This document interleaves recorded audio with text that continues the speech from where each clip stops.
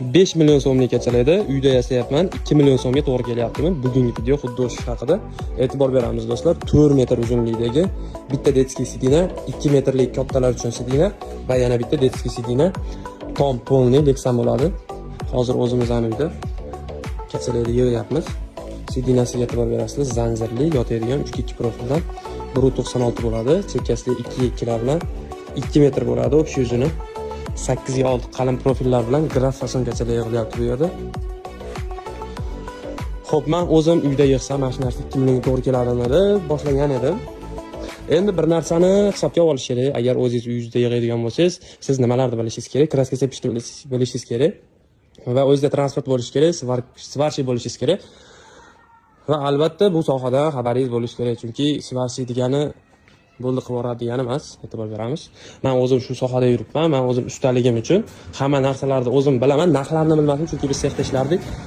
Xo'p, endi do'stlar nima bo'ldi? Qancha bo'ldi?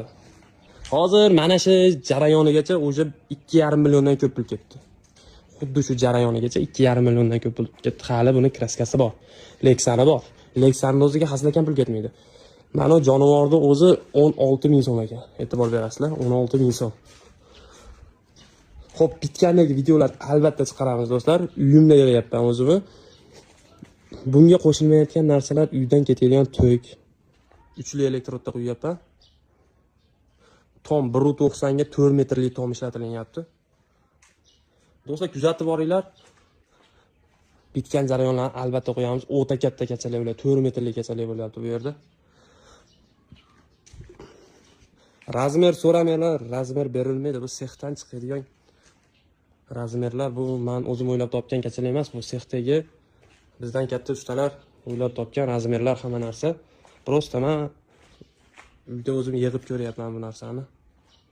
Sizlar bilan Abdurahmon bo'ldi. Quvvali bola, sog' salomat bo'linglar. Kunlaring xayrli, barokatli, eng asosiysi foydali bo'lsin. Charchamanglar.